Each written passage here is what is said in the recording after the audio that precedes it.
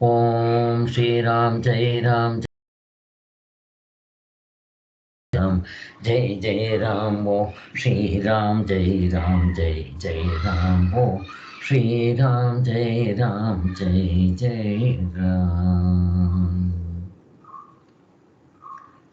ನಾವು ಕೃಷ್ಣ ಭಗವಂತನ ಆಶೀರ್ವಾದದಿಂದ ಇವತ್ತು ಭಗವದ್ಗೀತೆ ಉಪನ್ಯಾಸಗಳಲ್ಲಿ 7ನೇ ಅಧ್ಯಾಯ ಶುರು ಮಾಡಬೇಕಾಗಿದೆ. ಮಾಡೋಣ.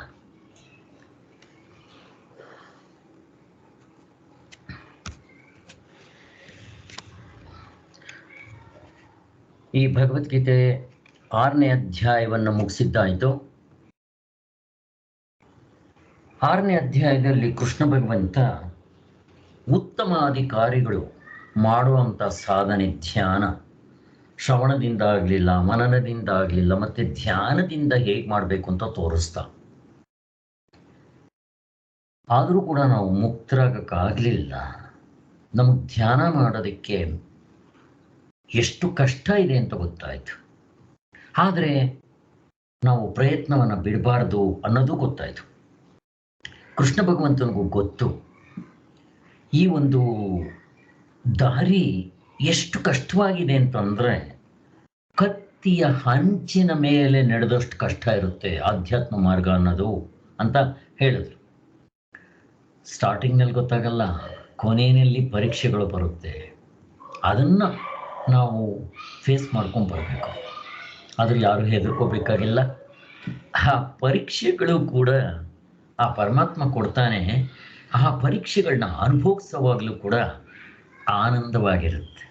ಅದು ಅದರ ಮಜಾ. ಅನುಭವಿಸಿದವ್ರಿಗೆ ಗೊತ್ತಿರುತ್ತೆ. ಹೇಗೆ ಭಕ್ತ ಪ್ರಹ್ಲಾದನಿಗೆ ತನ್ನ ತಂದೆ ಎಷ್ಟೇ ಕಷ್ಟ ಕೊಟ್ಟರು ಅವನು ಬಿಡಲಿಲ್ಲ. ಇವರು ಯಾರೋ ಭಕ್ತ ಕನಕದಾಸರಿಗೆ ಎಷ್ಟು ಶಿಕ್ಷೆ ಬಂದರೂ ಅದು ದುಃಖ ಆಯಿತಾ? ಒಳ್ಳೆಯದೇ ಆಯಿತು. ಹಾಗೆ ನಾವು ಹೆದರ್ಕೋಬೇಕಾಗಿಲ್ಲ. ಆದರೆ ನಮ್ಮ ಛಲವನ್ನು ಬಿಡಬಾರ್ದು. ಮುಕ್ತರಾಗಲೇಬೇಕು ಅನ್ನೋ ಛಲ ಬಿಡಬಾರ್ದು. ಆ ಟಿಟಿಬಾ ಪಕ್ಷಿ ಹೇಗೆ ಮಾಡ್ತೋ ಹಾಗೆ ಮಾಡೋದನ್ನು ನಾವು ಅಭ್ಯಾಸ ಇಟ್ಕೋಬೇಕು. 6ನೇ ಅಧ್ಯಾಯದಲ್ಲಿ ಉತ್ತಮ ಅಧಿಕಾರಿಗೆ ಅಲ್ಲಿ ನಿಲ್ಲಕ್ಕಾಗಲಿಲ್ಲ ಅಂದರೆ ನಾವೆಲ್ಲ ಅಧಮಾಧಿಕಾರಿಗಳಿಗಿಂತ ಕೆಳಗಡೆ ಇರ್ತೀವಿ. ಇನ್ನು ನಮಗೆಂತ ಸಾಧನೆ ಮಾಡಬೇಕು ಅನ್ನೋದು 7ನೇ ಅಧ್ಯಾಯದಲ್ಲಿ ಭಾವನಾ ರೂಪವಾದ ಸಾಧನೆಯನ್ನು ತೋರಿಸ್ಕೊಡ್ತಾರೆ. ಇಲ್ಲಿವರೆಗೂ ನಾವು 6ನೇ ಅಧ್ಯಾಯದಲ್ಲಿ ಧ್ಯಾನ ಮಾಡೋದು ಹೇಗೆ ಅಂತಂದರೆ ಸ್ಪಷ್ಟವಾಗಿ ಅರ್ಥ ಆಯಿತು. ನಾವು ತಿಳ್ಕೊಂಡಿದ್ದು ತಪ್ಪು. ಇಲ್ಲಿ ಉಪನಿಷತ್ತುಗಳ ಪ್ರಕಾರ, ಭಗವದ್ಗೀತೆ ಪ್ರಕಾರ ಧ್ಯಾನ ಯೋಗ ಅಂದರೆ ಏನು ಅಂತ ಸ್ಪಷ್ಟವಾಗಿ ಅರ್ಥ ಆಯಿತು. ಮತ್ತು ಎಷ್ಟು ಕಷ್ಟ ಇದೆ ಅನ್ನೋದು ಗೊತ್ತಾಯಿತು. ಮತ್ತು ಅದನ್ನು ಹೇಗೆ ಮಾಡಬೇಕು, ಎಷ್ಟು ಪ್ರಿಪ್ರೇಷನ್ಸ್ ಮಾಡಬೇಕು ಅನ್ನೋದು ಚೆನ್ನಾಗಿ ಗೊತ್ತಾಯಿತು. ಈಗ 7ನೇ ಅಧ್ಯಾಯದಲ್ಲಿ ಹೋಗೋಣ. ಈ 7ನೇ ಅಧ್ಯಾಯದಲ್ಲಿ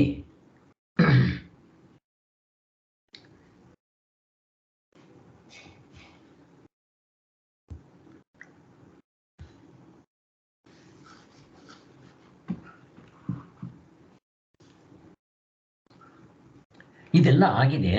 ನಾನು ಸಾರಾಂಶ ಹೇಳ್ಕೊಂಡು ಹೋಗ್ಬಿಡ್ತೀನಿ. ಯಾಕೆಂತಂದರೆ 6ನೇ ಅಧ್ಯಾಯದ ಕೊನೆಯಲ್ಲಿ 7ನೇ ಅಧ್ಯಾಯದ 3 ಶ್ಲೋಕಗಳನ್ನ 6ನೇ ಅಧ್ಯಾಯದ ಕೊನೆಯಲ್ಲಿ ಅದನ್ನು ಸೇರಿಸ್ಕೊಂಡಿದ್ದಾರೆ. ಅದೆಲ್ಲ ಆಗಿದೆ. ಬಟ್ ಅದರ ಜಿಸ್ಟ್ ಹೇಳ್ಕೊಂಡು ಮುಂದೆ ಹೋಗ್ಬಿಡ್ತೀನಿ ನಾನು. 7, 1, 2, 3 ಈ ಅರ್ಥ ನಾನು ಹೇಳ್ಕೊಂಡು ಹೋಗ್ಬಿಡ್ತೀನಿ, ಸಾಕು. ಇಲ್ಲಿ 7ನೇ ಅಧ್ಯಾಯದಲ್ಲಿ ಭಗವಂತ ಹೇಳ್ತಾ ಇರೋದು, ಜ್ಞಾನವನ್ನ ವಿಜ್ಞಾನವನ್ನ ಒಂದಿಷ್ಟು ಉಳಿದು ಹಾಗೆ ನಿನಗೆ ಹೇಳ್ಕೊಡ್ತೇನೆ, ಯಾಕೆ ನೀನು ನನ್ನ ಪರಮ ಭಕ್ತ. ಇಲ್ಲಿ ಜ್ಞಾನ ಅಂತಂದ್ರೆ ಏನು, ವಿಜ್ಞಾನ ಅಂದ್ರೆ ಏನು? ಜ್ಞಾನ ಅಂತಂದ್ರೆ ಥಿಯರಿಟಿಕಲ್ ನಾಲೆಡ್ಜ್, ಶಾಸ್ತ್ರ ಏನು ಹೇಳುತ್ತೋ ಅದನ್ನು ತಿಳ್ಕೊಳ್ಳೋದು. ಈಗ ನಮಗೆ ಧ್ಯಾನ ಯೋಗದ ಜ್ಞಾನ ಆಗಿದೆ, ವಿಜ್ಞಾನ ಆಗಿಲ್ಲ. ಪ್ರಾಕ್ಟಿಕಲ್ ಆಗಿ ನಾವು ಪ್ರಯತ್ನ ಮಾಡಿ ಅದರಲ್ಲಿ ಪಾಸ್ ಆದರೆ ಮಾತ್ರ ತತ್ವದಲ್ಲಿ ನಿಲ್ಲಕ್ಕಾಗುತ್ತೆ. ಹಾಗೆ ಅದಕ್ಕೋಸ್ಕರ ಇಲ್ಲಿ ಜ್ಞಾನ ವಿಜ್ಞಾನ ಅಂತಂದರೆ ಶಾಸ್ತ್ರದ ಒಂದು ಅಧ್ಯಯನ, ಅದು ಸರಿಯಾದ ಶಾಸ್ತ್ರದ ಅಧ್ಯಯನ ತಿಳಿಬೇಕು, ಯಾವ್ಯಾವುದೋ ತಿಳಿಯೋದಲ್ಲ. ಅದಕ್ಕೆ ಶಂಕರಾಚಾರ್ಯರ ಪ್ರಕಾರ ಭಗವದ್ಗೀತೆ ಹೇಗೆ ಅವರು ಅಧ್ಯಯನ ಮಾಡಿದ್ದಾರೆ ಅಂದರೆ ಹೇಗೆ ಅದನ್ನು ತೋರಿಸ್ಕೊಡ್ತಾರೆ ಅವಸ್ಥಾತ್ರೆ ವಿಚಾರದಿಂದ ಅನ್ನೋದು ಮುಖ್ಯ. ಇದನ್ನು ಥಿಯರಿ ಅದಕ್ಕೆ ಸ್ವಾಮಿಗಳು ಒಂದು ಎಕ್ಸಾಂಪಲ್ ಕೂಡ ಕೊಟ್ಟಿದ್ರು. ಹೊಟ್ಟೆ ನೋವು ಬರುತ್ತೊಬ್ಬ ಈಗ, ಅಥವಾ ಕ್ಯಾನ್ಸರ್ ಬರುತ್ತೆ ಅಂತ ಇಟ್ಕೊಂಡ್ರೆ, ಡಾಕ್ಟರ್ ಹತ್ರ ಬರ್ತಾರೆ, ನನಗೆ ಕ್ಯಾನ್ಸರ್ ಬಂದಿದೆ ಅಂತ ಟೆಸ್ಟ್ಗಳೆಲ್ಲ ಮಾಡಿದ್ಮೇಲೆ ಗೊತ್ತಾಗುತ್ತೆ. ಈಗ ಡಾಕ್ಟರ್ಗೆ ಅನುಭವ ಇದೆಯಾ ಕ್ಯಾನ್ಸರ್ದು? ಅವನು ಕ್ಯಾನ್ಸರ್ ಅನುಭವಿಸಿದ್ದಾನ? ಇಲ್ಲ. ಮತ್ತು ಅದೇನಾಯಿತು, ಅವನ ಪುಸ್ತಕದಲ್ಲಿ ಓದಿರೋ ನಾಲೆಡ್ಜು, ಥಿಯರಿ. ಈಗ ಪೇಷಂಟ್ಗೆ ಪ್ರಾಕ್ಟಿಕಲ್ ಆಗಿ ಆ ಕ್ಯಾನ್ಸರ್ ಬಂದಿದ್ರೆ ಏನು ತೊಂದರೆ ಆಗುತ್ತೆ ಅನ್ನೋದು ಅನುಭವಿಸ್ತಾ ಇರ್ತಾನೆ. ಇದು ಪ್ರಾಕ್ಟಿಕಲ್ ಅಂತ ಹೇಳ್ತಾರೆ. ಇಷ್ಟು ತಿಳ್ಕೊಂಡ್ರೆ ಸಾಕು.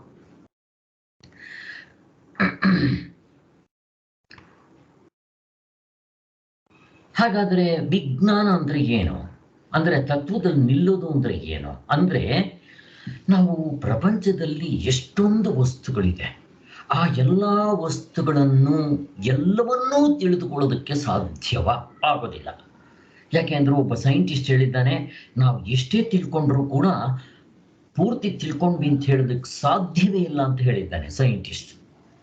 ಯಾರು? ಅಂಥ ನ್ಯೂಟನ್ ಅಂತ ಸೈಂಟಿಸ್ಟೇ ಹೇಳಬೇಕಾದ್ರೆ, ನಾವು ಸೈಂಟಿಸ್ಟರು ನಮಗೆ ಉಪನಿಷತ್ತುಗಳು ಅದರ ತತ್ವವನ್ನು ಎಕ್ಸ್ಪರಿಮೆಂಟಿಂದ ತೋರಿಸ್ಕೊಟ್ಬಿಡ್ತಾರೆ ಮೋಕ್ಷವನ್ನು ಅನ್ನೋ ತುಂಬ ದಡ್ಡತನ. ಫಸ್ಟ್ ಅದು ಬಿಡಬೇಕು. ಯಾಕೆ ಇಲ್ಲಿ ಮುಂದಕ್ಕೆ ಇದರಲ್ಲೇ ತೋರಿಸ್ತಾರೆ ಪರಾವಿದ್ಯೆ ಅಪರಾವಿದ್ಯೆ. ಇಲ್ಲಿ ಅಪರಾವಿದ್ಯೆ ಈ ಸೈಂಟಿಸ್ಟ್ಗಳಾಗಲಿ ಇರಲಿ, ಬೇರೆ ಜನಗಳಿಗೆ ಹೋಲಿಸಿದ್ರೆ ಸೈಂಟಿಸ್ಟ್ಗಳಿಗೆ ಮನಸ್ಸು ಸೂಕ್ಷ್ಮವಾಗಿದೆ. ಆದರೆ ಅವರು ಪರೀಕ್ಷೆ ಮಾಡೋದು ಎಂಥದ್ದು, ಹೊರಗಡೆ ಇರೋ ಪ್ರಪಂಚದಲ್ಲಿ ಅನಾತ್ಮದ ವಿಷಯಗಳನ್ನ ಪರೀಕ್ಷೆ ಮಾಡ್ತಾ ಇದ್ದಾರೆ. ಅವರು ಇದರ ಮನಸ್ಸಂದ್ರೆ ಏನು ಹೇಳಕ್ ಬರುತ್ತಾ ಅವ್ರಿಗೆ? ಇಲ್ಲಿವರೆಗೂ ಯಾರಾದರೂ ಸೈಂಟಿಸ್ಟ್ಗಳು ಮನಸ್ಸಂತಂದ್ರೆ ಹೇಳಕ್ ಬಂದಿದ್ಯಾ? ಯಾರಿಗೂ ಬಂದಿಲ್ಲ.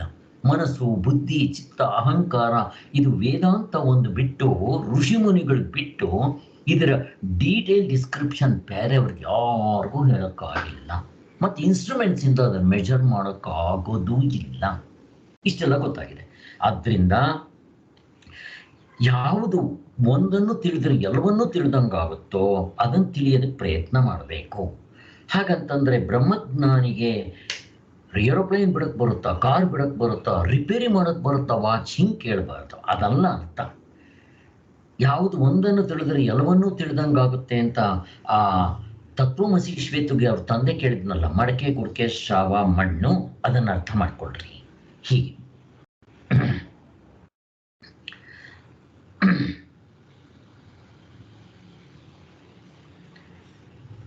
ಹಾಗಾದ್ರೆ ಇದು ಒಂದು ಎಕ್ಸಾಂಪಲ್ ಮುಖಾಂತರ ಕೊಡ್ತಾರೆ. ಹೇಗೆ ಎಲ್ಲದಕ್ಕೂ ಆಧಾರವಾಗಿರೋ ಒಂದು ತತ್ವ ಇದೆ, ಅದನ್ನು ಪಾರಮಾರ್ಥಿಕ ತತ್ವ ಅಂತಾರೆ. ಹೇಗೆ? ಈಗ ಉದಾಹರಣೆಗಪ್ಪ, ನನಗೆ ಕನಸು ಬಿತ್ತು ಅಂತ ಇಟ್ಕೊಳ್ರಿ. ಆ ಕನಸಿನಲ್ಲಿ ಈ ಎಚ್ಚರದಲ್ಲಿ ಏನು ತೋರುತ್ತೋ ಅವಸ್ಥೆ ಒಳಗಡೆ ಅರ್ಧ ಡಜನ್ ತೋರ್ತಾ ಇದೆ. ಕರೆಕ್ಟಾನೆ? ಈಗ ಅವು ಎಲ್ಲವನ್ನೂ ನಾನೇ ಸೃಷ್ಟಿ ಮಾಡ್ಕೊಂಡಿದ್ದು. ನಾನು ಅಂದರೆ ಈ ಜನಕ ಮಹಾರಾಜ ಆಗಲಿ ಭಿಕ್ಷುಕನಲ್ಲ, ಪರಮಾತ್ಮನೇ ಅಷ್ಟು ರೂಪದಲ್ಲಿ ತೋರ್ತಾ ಇದ್ದಾನೆ ಅಂತ ತಿಳ್ಕೊಂಡ್ರೆ, ಆ ಪರಮಾತ್ಮನ ತಿಳ್ಕೊಂಡ್ರೆ ಪರಮಾತ್ಮನಿಂದ ಸೃಷ್ಟಿಯಾದ ಎಲ್ಲವೂ ತಿಳ್ಕೊಂಡಂಗೆ ಆಗ್ಲಿಲ್ವಾ?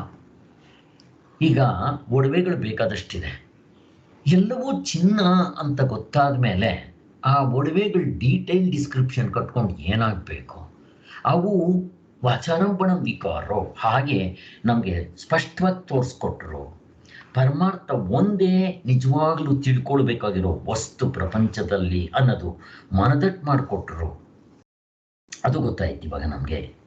ಆದ್ದರಿಂದ ಈ ಬ್ರಹ್ಮವಿದ್ಯೆಯನ್ನ ಸರ್ವವಿದ್ಯಾ ಪ್ರತಿಷ್ಠಾ, ಎಲ್ಲ ವಿದ್ಯೆಗಳು ಹೋಗಿ ಮುಟ್ಟಬೇಕಾಗಿರೋ ವಿದ್ಯೆ ಜಾಗ ಇದು ಅಂತ ಹೇಳಿದ್ರೆ, ಅದಕ್ಕೆ ನಾವು ಇದೊಂದನ್ನು ತಿಳಿದ್ರೆ ಪ್ರಪಂಚದಲ್ಲಿ ಎಲ್ಲವನ್ನೂ ತಿಳಿದಂಗಾಗುತ್ತೆ. ಮತ್ತು ಜ್ಞಾನ ಕಟ್ಕೊಂಡು ನನಗೇನಾಗಬೇಕು? ಬಟ್ ನನಗೆ ಆನಂದ ಸಿಗುತ್ತೆ. ಈ ಆನಂದದ ಮುಂದೆ ಪ್ರಪಂಚದಲ್ಲಿ ಎಷ್ಟೇ ಆನಂದ ಸಿಗಲಿ ಅದು ಬೆಲೆ ಕಟ್ಟಕ್ಕಾಗೋದಿಲ್ಲ. ಅದು ತುಂತರು, ಇದು ಸಮುದ್ರ, ಆನಂದದ ಸಮುದ್ರ. ಅದಕ್ಕೋಸ್ಕರನೇ ಆತ್ಮಜ್ಞಾನವೇ ನಿಜವಾದ ಯೋಗ. ಈ ಯೋಗಾಸನ, ಪ್ರಾಣಾಯಾಮ, ಕರ್ಮಕಾಂಡ, ಉಪಾಸನಾ ಕಾಂಡ, ಇದು ಯಾವುದು ನಿಜವಾದ ಯೋಗ ಅಲ್ಲ. ಹಾಗಾದರೆ ನಿಜವಾದ ಯೋಗ ಅಂದರೆ ಆತ್ಮಜ್ಞಾನವೇ ನಿಜವಾದ ಸಾಧನೆ. ಅದಕ್ಕೋಸ್ಕರ ಪ್ರಯತ್ನ ಮಾಡಬೇಕು ಅನ್ನೋದು ತಿಳಿಸ್ಕೊಟ್ರು.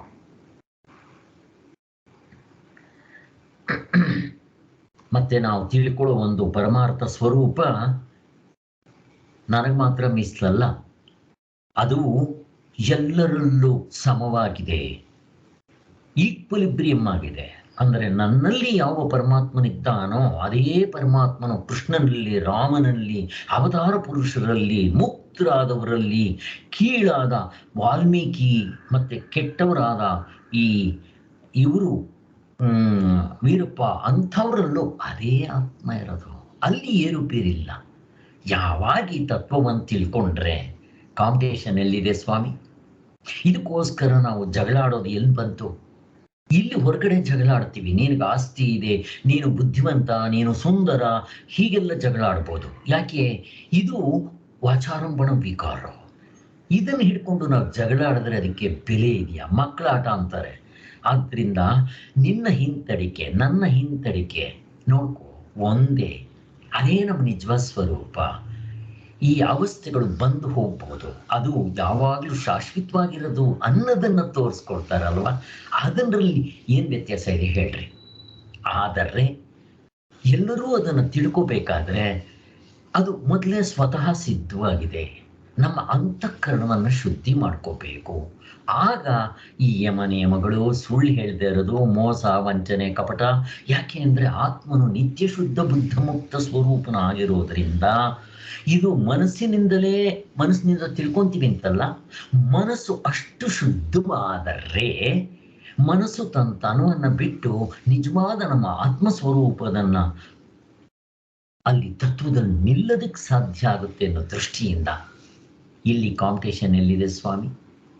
ಆದ್ದರಿಂದ ಇಂತಹ ಒಂದು ತತ್ವವನ್ನು ಕಂಡವನು ಒಬ್ಬ ಇದ್ರೆ ಸಾಕು, ಅಲ್ಲಿ ಮಳೆ, ಬೆಳೆ, ಸಮೃದ್ಧಿ, ಸುಖ, ಶಾಂತಿ, ನೆಮ್ಮದಿ ತಾಂಡವಾಡ್ತಾ ಇರುತ್ತೆ.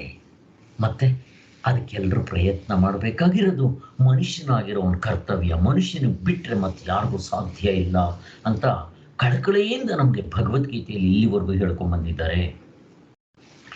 ಆದ್ದರಿಂದ ಭಗವಂತ ಹೇಳೋ ಇದ್ರ ಸಾರಾಂಶ ಏನು ಅಂದರೆ, ನೀನು ನನ್ನನ್ನೇ ನಂಬಿ ನನ್ನನ್ನೇ ಗುರಿಯಾಗಿಟ್ಕೋಬೇಕು, ನನ್ನನ್ನೇ ಧ್ಯಾನಿಸಬೇಕು. ನೀನೇನು ಮಾಡಿದ್ರು ನನ್ನನ್ನೇ ಗುರಿಯಾಗಿಟ್ಕೋಬೇಕು. ಭಾವನೆ ಮಾಡ್ತೀಯಾ? ನನ್ನೇ. ಮತ್ತೆ ದಾನ, ಧರ್ಮ, ಜಪ, ತಪ, ವ್ರತ, ನಿಯಮ, ಉಪವಾಸ, ಗಂಗಾ ಸ್ನಾನ, ಯಾತ್ರೆ, ನೀನೇನು ಸಾಧನೆ ಮಾಡ್ತೀಯಾ ಕರ್ಮಯೋಗದಲ್ಲಿ ಮಾಡು. ನನ್ನನ್ನೇ ಗುರಿಯಾಗಿಟ್ಕೋ. ಈ ತತ್ವವನ್ನು ಮುಟ್ಟೋದಕ್ಕೋಸ್ಕರ ಉಪಯೋಗಿಸ್ಕೋ ಅಂತ ಹೇಳ್ತಾ ಇದ್ದಾನೆ ಇಲ್ಲಿ. ಆದ್ದರಿಂದ ಈ ಸಂಸಾರ ದಿಕ್ಕದಿಂದ ಪಾರಾಗಬೇಕಾದ್ರೆ ನಾವು ಈ ಒಂದು ತತ್ವವನ್ನು ಅನುಭವದಲ್ಲಿ ತತ್ವದಲ್ಲಿ ನಿಲ್ಲೋದು ಬಿಟ್ಟರೆ ಬೇರೆ ದಾರಿ ಇಲ್ಲ. ವಿಷಯಗಳನ್ನ ನಾವು ಎಷ್ಟು ಭೋಗಿಸಿದ್ರು ಅದು ಉಪ್ಪು ನೀರು ಕುಡ್ದಂಗೆ. ನೀವೆಷ್ಟೇ ಉಪ್ಪು ತಿನ್ರಿ, ಉಪ್ಪು ನೀರು ಕುಡಿದ್ರೆ ಮತ್ತೆ ಬಾಯಾರಿಕೆ ಆಗುತ್ತೆ. ಆದರೆ ಈ ಪಾರಮಾರ್ಥದ ಜ್ಞಾನ ಅನ್ನೋದು ಅಮೃತಪಾನ ಮಾಡ್ದಂಗೆ. ಒಂದು ಸಲ ಅಮೃತಪಾನ ಮಾಡಿಬಿಟ್ರೆ ಮತ್ತೆ ಸಾವನ್ನೇ ತಪ್ಪಿಸ್ಕೋಬಹುದು. ಇಷ್ಟು ಚೆನ್ನಾಗಿರೋದನ್ನ ನಾವು ಪ್ರಯತ್ನ ಮಾಡದೆ ನಮ್ಮ ಮನುಷ್ಯ ಜನ್ಮ ವ್ಯರ್ಥ ಮಾಡ್ಕೊಂಡ್ವಿ ಅಂದರೆ ವ್ಯರ್ಥ ಅಲ್ವಾ ಅಂತ ವಿವೇಕಿಗಳು ಈ ಥರ ಯೋಚನೆ ಮಾಡ್ಕೋಬೇಕು.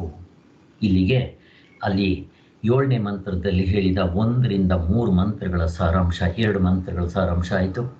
ಈಗ ಭಗವದ್ಗೀತೆ ಉಪನ್ಯಾಸಗಳಲ್ಲಿ 50ನೇ ಚಾಪ್ಟರ್ ಆತ್ಮತತ್ವ, 7ನೇ ಚಾಪ್ಟರ್ 7ನೇ ಅಧ್ಯಾಯದಲ್ಲಿ 3 ರಿಂದ 5 ಇವಾಗ ನೋಡಬೇಕಾಗಿದೆ. ನಮ್ಮ ವ್ಯವಹಾರವೆಲ್ಲ ಮನಸ್ಸಿನ ಸ್ಥಿತಿಯ ಮೇಲೆ ನಿಂತಿದೆ ಅಲ್ವಾ? ಏನೇ ವ್ಯವಹಾರ ಮಾಡಲಿ, ಚಿಕ್ಕವರಿಂದ ಹಿಡಿದು ದೊಡ್ಡವರವರೆಗೂ ಅದು ವ್ಯವಹಾರಿಕ, ಲೌಕಿಕ, ವೈದಿಕ, ಪಾರಮಾರ್ಥಿಕ ಯಾವುದೇ ಆಗಲಿ ಮನಸ್ಸಿನ ಮೇಲೆ ನಿಂತಿರೋದು. ಈ ಮನಸ್ಸು 2 ಥರ. ಒಂದು ವಿಷಯಗಳ ಕಡೆ ಹರಿತಾ ಇರುತ್ತೆ. ಇದು ನಮ್ಗೆ ಯಾವ ಸ್ಕೂಲ್ನಲ್ಲಿ ಹೇಳ್ಕೊಡೋದು ಬೇಕಾಗಿಲ್ಲ. ನಾವೆಲ್ಲ ವಿಷಯಗಳ ಕಡೆ, ಪ್ರಪಂಚ, ಹೆಂಡತಿ, ಮಕ್ಕಳು, ನಾನು, ನನ್ನದು ಅನ್ನೋದ್ರಲ್ಲಿ ಮುಳುಗೋಗ್ಬಿಟ್ಟಿದ್ದೀವಿ. ಆ ವಿಷಯಗಳ ಕಡೆ ಹೋಗಿದ್ರೂ ಕೂಡ ಅದರಲ್ಲಿ 2 ಥರ, ಸ್ಥೂಲ, ಸೂಕ್ಷ್ಮ. ಈಗ ಫಾರ್ ಎಕ್ಸಾಂಪಲ್ಲು ಕವಿಗಳು, ಕವಿತೆಗಳು, ರೈಟರ್ಸು, ಪೊಯಿಟರ್ಸು ಮತ್ತು ಆರ್ಟಿಸ್ಟ್ಗಳು, ಇವರೆಲ್ಲ ಸೂಕ್ಷ್ಮ ಬುದ್ಧಿ. ಸೈಂಟಿಸ್ಟ್ಗಳು ಅದರಲ್ಲೇ ಸೇರ್ಕೊತಾರೆ. ಒಟ್ಟಿನಲ್ಲಿ ಇವೆಲ್ಲ ಪರಾವಿದ್ಯೆ ಅಂದ್ಬಿಡ್ತಾರೆ. ಅಪರಾವಿದ್ಯೆ. ಅಪರಾವಿದ್ಯೆ ಅಂದ್ರೆ ಕೀಳು ಮಟ್ಟದ ವಿದ್ಯೆ ಅಂತ. ವ್ಯವಹಾರಕ್ಕೆ ಇವೆಲ್ಲ ಬೇಕು, ಆದರೆ ಪಾರಮಾರ್ಥಕ್ಕೆ ಹೋಲಿಸಿದ್ರೆ ಇದು ಕೀಳ್ಮಟ್ಟದ ವಿದ್ಯೆ ಅಂದ್ಬಿಡ್ತಾರೆ. ಹೀಗೆ ನಾವು ಹೇಳಿದ್ವಲ್ಲ, ಈ ಕಡೆ ನೀವು ಎಷ್ಟೇ ಹೋಗ್ರಿ, ಎಷ್ಟೇ ಜ್ಞಾನ ಮಾಡಿಕೊಳ್ರೆ ನಿಮಗೆ ಆನಂದ ಸಿಗೋದಿಲ್ಲ, ಹುಟ್ಟು ಸಾವುಗಳಿಂದ ತಪ್ಪಿಸ್ಕೊಳ್ಳೋಕೆ ಬರಲ್ಲ. ಅದು ಇದು ಮತ್ತು ಎಷ್ಟೆಷ್ಟು ಇದು ಉಪ್ಪು ನೀರು ತಿಂತೀರೋ ಅಂದರೆ ಎಷ್ಟೆಷ್ಟು ಇದನ್ನು ಜ್ಞಾನ ಮಾಡ್ಕೊತೀರೋ, ಎಷ್ಟೆಷ್ಟು ಇದು ಅನುಭವಿಸ್ತೀರೋ, ನಾನು ನನ್ನದು ಅಂತ ಹಿಡ್ಕೊಂಡು ಈ ಕಡೆ ಹೋಗ್ತೀರೋ ಅಷ್ಟಷ್ಟು ನೀವು ಉಪ್ಪು ನೀರು ಕುಡ್ದಂಗೆ, ಉಪ್ಪು ತಿಂದಂಗೆ. ಸೊ ಬಾಯಾರಿಕೆ ಜಾಸ್ತಿ ಆಗುತ್ತೆ, ಮತ್ತೆ ತಿಂತಾ ಇರಬೇಕು, ಕುಡಿತಾ ಇರಬೇಕು ಅಂತ ಹೇಳ್ತಾರೆ. ಅಂದರೆ ಇದು ನೆವರ್ ಎಂಡಿಂಗ್, ಇದು ಭವರೋಗ ಅಂತಾರೆ. ಇನ್ನೊಂದು ಮನಸ್ಸಿದೆ, ಅದು ಕೆಲವರು ಈ ರೀತಿ ಉಪಯೋಗಿಸ್ಕೊತಾರೆ. ಅದೇ ಮನಸ್ಸನ್ನ ಏನ್ ಮಾಡ್ತಾರೆ, ಈ ಪ್ರಪಂಚದ್ದು ಎಷ್ಟು ಭೋಗಿಸಿದ್ರು ಇಷ್ಟೇ ಅಂತ ನಿಶ್ಚಯ ಮಾಡಿ ಅದನ್ನ ಒಳಮುಖ ಹರಿಸೋದಕ್ಕೋಸ್ಕರ ಉಪಯೋಗಿಸ್ತಾರೆ.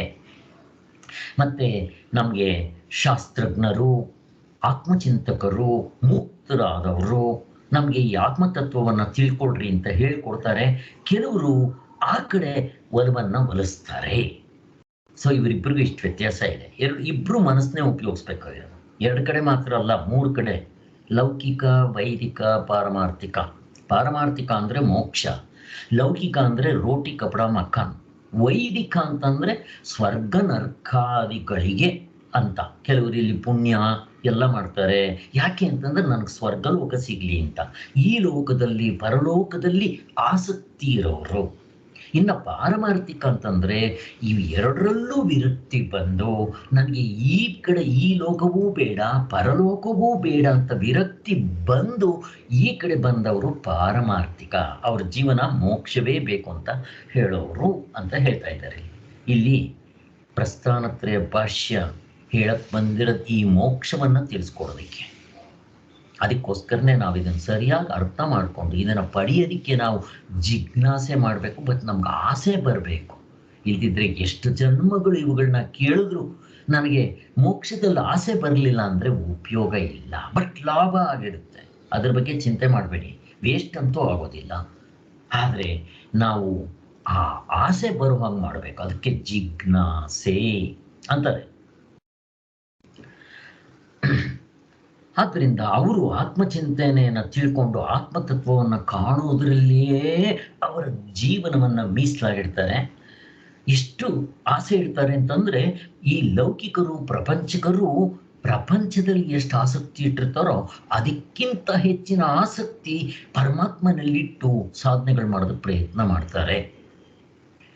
ಈ ಪುರಂದರದಾಸರು, ಕನಕದಾಸರು, ಭಕ್ತ ಪ್ರಹ್ಲಾದ ಇವನ್ನೆಲ್ಲ ನೋಡ್ರಿ. ಮೀರಾಬಾಯಿ ಪ್ರಪಂಚಕ್ಕಿಂತ ಅವರ ಆತ್ಮಕ್ಕೆ ಇಂಪಾರ್ಟೆನ್ಸ್ ಕೊಟ್ಟು ಆತ್ಮಚಿಂತನೆ ಮಾಡೋದಕ್ಕೆ ಪ್ರಯತ್ನ ಮಾಡ್ತಾ ಇದ್ರು. ಹೀಗೆ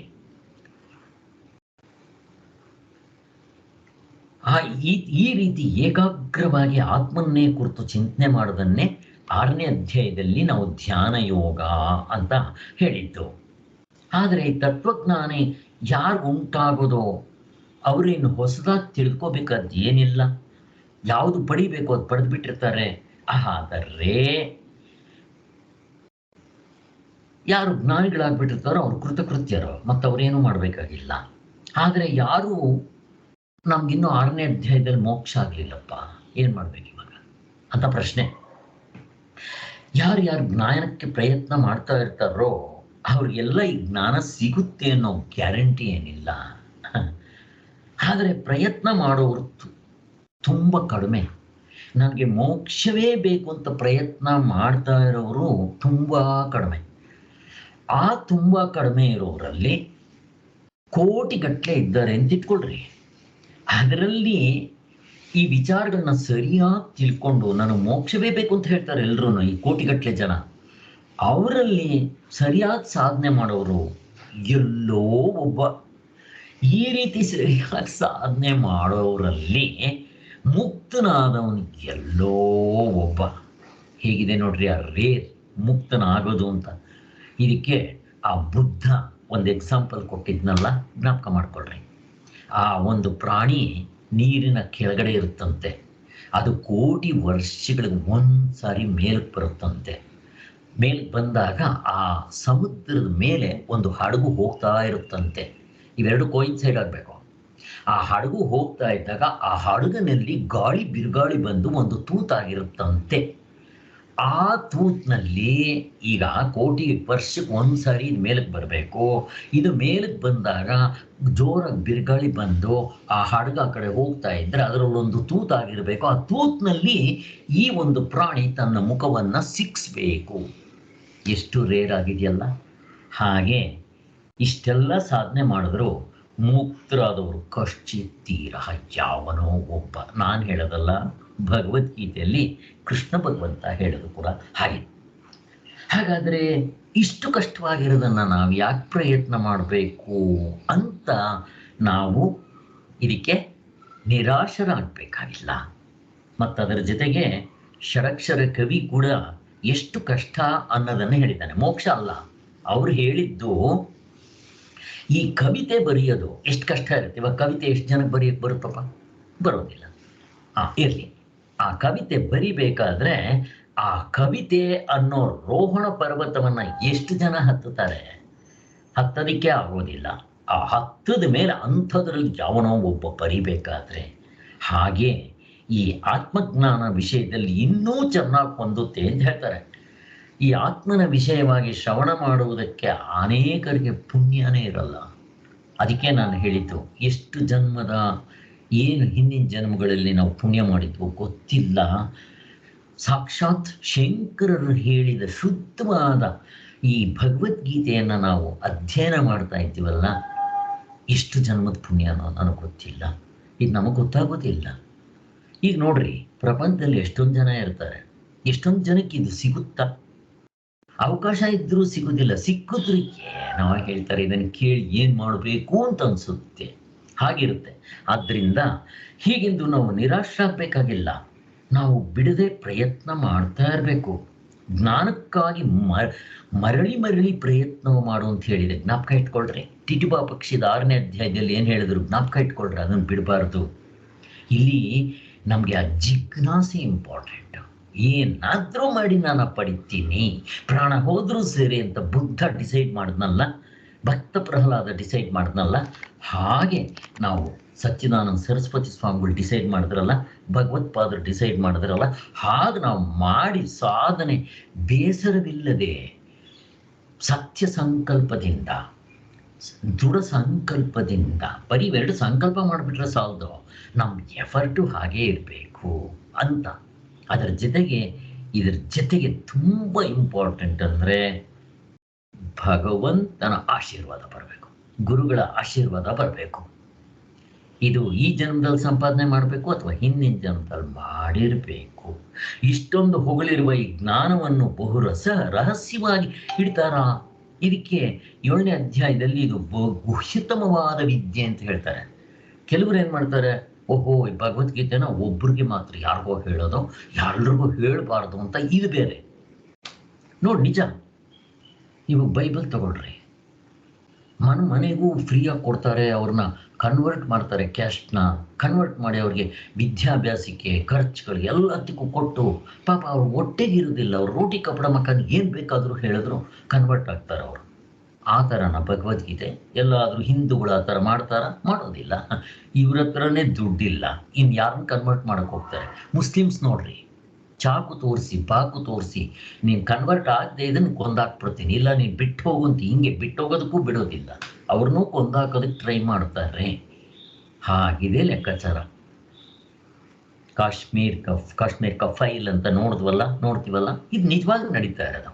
ಆದರೆ ನಮ್ಮ ಭಗವದ್ಗೀತೆಯಲ್ಲಿ ಏನು ಹೇಳುತ್ತೆ ನೋಡ್ರಿ, ಏನು ಹೇಳುತ್ತೆ ಭಗವದ್ಗೀತೆಯಲ್ಲಿ ಕೊನೆಯ ಅಧ್ಯಾಯದಲ್ಲಿ. ಇನ್ನೂ ನಾವು ಅದು ಬಂದಿಲ್ಲ, ಮತ್ತು ನಾನು ಮೊದಲೇ ಮಾಡಿಬಿಟ್ಟಿದ್ದೇನೆ ಅದನ್ನು. ಭಗವದ್ಗೀತೆ ಯಾರಿಗೆ ಹೇಳಬೇಕು? ಯಾರಿಗೆ ಸಿಕ್ಕಿದ್ರೆ ಅವ್ರು ಹೇಳಬಾರ್ದಂತೆ. ಎಷ್ಟು ಚೆನ್ನಾಗಿದೆ ನೋಡ್ರಿ ಇದು. ಆದರೆ ಈಗ ಈ ಕೃಷ್ಣ ಕಲ್ಟ್ನವರು ಕೂಡ ಭಗವದ್ಗೀತೆನ ಫ್ರೀಯಾಗಿ ಹಂಚೋದು ಮಾಡೋದು ಎಲ್ಲ ಮಾಡ್ತಾರೆ, ತಪ್ಪಿಲ್ಲ. ಆದರೆ ನಮ್ಮ ಭಗವದ್ಗೀತೆಗೂ ಬೇರೆ ಪುಸ್ತಕಗಳಿಗೂ ಇರೋ ವ್ಯತ್ಯಾಸವನ್ನು ನಾನು ಹೇಳ್ತಾ ಇದ್ದೀನಿ. ಕೊನೆಯ ಅಧ್ಯಾಯ ತೆಗೆದು ನೋಡ್ರಿ, 18ನೇ ಅಧ್ಯಾಯದಲ್ಲಿ ಕೃಷ್ಣ ಭಗವಂತ ಹೇಳ್ತಾನೆ, ಭಗವದ್ಗೀತೆನ ಯಾರು ಹೇಳಬೇಕು, ಯಾರು ಹೇಳಬಾರ್ದು. ಒಂದು ತಪಸ್ಸಿರಬೇಕು. ತಪಸ್ಸಂದ್ರೆ ಏನು? ಏನಾದರೂ ತಪಸ್ಸು ಮಾಡ್ರಿ ನೀವು. ಪ್ರಾಣಾಯಾಮ ತಪಸ್ಸು 6ನೇ ಅಧ್ಯಾಯ, ಈ 6ನೇ ಅಧ್ಯಾಯದಲ್ಲಿ ಎಲ್ಲ ಥರ ತಪಸ್ಸುಗಳು ಹೇಳಿದ್ರು. ಅಥವಾ ಯಜ್ಞದಾನ ತಪಸ್ಸು, ಏನಾದರೂ ಇರಲಿ, ಯಮ ನಿಯಮಗಳು ಮಾಡೋ ತಪಸ್ಸು, ಒಟ್ಟಿನಲ್ಲಿ ಅವನು ಶುದ್ಧವಾಗಿರಬೇಕು ಮನಸ್ಸು ಅಂಥವನು. ಎರಡನೇದು ಗುರು ಶುಶ್ರೂಷೆ ಮಾಡಿರಬೇಕು. ಮತ್ತು ಶಾಸ್ತ್ರ, ಆಚಾರ್ಯರು ಮತ್ತು ಅವನ ಮೇಲೆ ನಂಬಿಕೆ, ಶ್ರದ್ಧೆ, ಭಕ್ತಿ ಇರಬೇಕು. 4ನೇದು ಯಾರಿಗೆ ದೇವರ ಮೇಲೆ, ಶಾಸ್ತ್ರದ ಮೇಲೆ ನಂಬಿಕೆ ಇರಲ್ವೋ ಅವನಿಗೆ ಅಪ್ರಾಣಿಗೂ ಹೇಳಬಾರ್ದು. ಈ 3 ಗುಣಗಳು ಇದ್ದು, ಈ 4ನೇದು ಇದ್ರೂ ಅವನಿಗೆ ಹೇಳಬಾರ್ದಂತೆ. ಈಗ ಈ 4ನೇದು ಒಂದೇ ಒಂದಿದೆ, ಏನು? ಅವನಿಗೆ ಶ್ರದ್ಧೆ ಇಲ್ಲ, ನಂಬಿಕೆ ಇಲ್ಲ, ಭಕ್ತಿ ಇಲ್ಲ, ದೇವರ ಮೇಲೆ ದ್ವೇಷ, ಅಂಥವನಿಗೆ ಅಪ್ರಾಣಿಗೂ ಹೇಳಬಾರ್ದು ಅಂತ ಹೇಳ್ತಾರೆ, ಲೆಕ್ಕ ಕೊಟ್ಟರೆ. ಈ 4 ಗುಣಗಳಿದ್ರೂ ಕೂಡ ಹೇಳಬಾರ್ದಂಥವನಿಗೆ. ಇನ್ನ ಅವನಲ್ಲಿ ಈ ದ್ವೇಷ, ಅಸೂಯೆ ಯಾವುದ್ರ ಮೇಲೆ? ದೇವರ ಮೇಲೆ, ಶಾಸ್ತ್ರದ ಮೇಲೆ ಇದ್ದವನಿಗೆ ಹೇಳಲೇಬಾರ್ದು. ಈ 3 ಇದೆ ನೋಡ್ರಿ, ತಪಸ್ಸು, ಗುರು ಶುಶ್ರೂಷೆ ಮತ್ತೆ ಭಕ್ತಿ, ಶ್ರದ್ಧೆ, ಗುರುಗಳ ಮೇಲೆಲ್ಲ. ಈ 3ರಲ್ಲಿ ಯಾವುದಾದ್ರೂ ಒಂದಿದ್ರೂ ಹೇಳ್ಬಹುದಂತೆ. ಅಂದ್ರೆ ಇದರ ಅರ್ಥ ಏನು ಅಂದ್ರೆ, ಯಾರಿಗೆ ದೇವರ ಮೇಲೆ ಅಸೂಯೆ, ಕೋಪ ಇವಿರುತ್ತೆ ಅವ್ರಿಗೆ ಹೇಳಬಾರ್ದು ಅಂತ ಹೇಳೋದು. ಏನಾದರೂ ಇತ್ಕೊಳ್ರಿ. ನಾನು ಯಾಕೆ ಹೇಳಕ್ ಬಂದೆ ಅಂದ್ರೆ, ಈ ಭಗವದ್ಗೀತೆನ ಎಂಥವ್ರಿಗೆ ಹೇಳಬೇಕು, ನಾವು ನೋಡ್ಕೋಬೇಕು ನಾವೇ. ಆದ್ದರಿಂದ ಇಲ್ಲಿ ನಾವು ಭಗವದ್ಗೀತೆಯನ್ನು ಹೇಳುವಾಗ ಈ 4 ಕ್ವಾಲಿಫಿಕೇಶನ್ಸ್ ಇದೆ ಅಂತ ಚೆಕ್ ಮಾಡಿ ನಾವು ಒಳಗೆ ಬಿಡೋದಿಲ್ಲ, ಎಲ್ರಿಗೂ ಹೇಳ್ತಾ ಬರ್ತೀವಿ. ಇದು ಕೇಳೋರು ಅವರವರೇ ನೋಡ್ಕೋಬೇಕು, ನನಗೆ ಯಾವ ಗುಣಗಳಿದೆ ಯಾವುದಿಲ್ಲ ಅನ್ನೋದು. ಆದ್ದರಿಂದ ಬಟ್ ಇನ್ನೊಂದು ಹೇಳಬಾರ್ದು ಅಂತೇನಿಲ್ಲ, ಹೇಳಿದ್ರೆ ಏನಾಗುತ್ತೆ ಅಂದರೆ ಅವ್ರ ತತ್ವದಲ್ಲಿ ನಿಲ್ಲಲ್ಲ ಅಷ್ಟೆ, ಇನ್ನೇನು ಇಲ್ಲ. ತತ್ವದಲ್ಲಿ ನಿಲ್ಲಕ್ಕೆ ದೂರದ ವಿಚಾರ ಬಿಡ್ರೆ, ಈ ಅದ್ವೈತವನ್ನ ಕೇಳಿದ ತಕ್ಷಣ ತಪ್ಪರ್ಥ ಮಾಡಿಕೊಂಡು ತಪ್ಪು ದಾರಿಗೆ ಹೋಗೋಂಗಾಗ್ಬಿಡ್ತಾರೆ. ಇದು ಅದಕ್ಕೆ ಇವರು ಒಂದು ಗಾದೆ ಕಟ್ಟಿದ್ದಾರೆ, ಯಾರು? ಸರ್ವಜ್ಞ.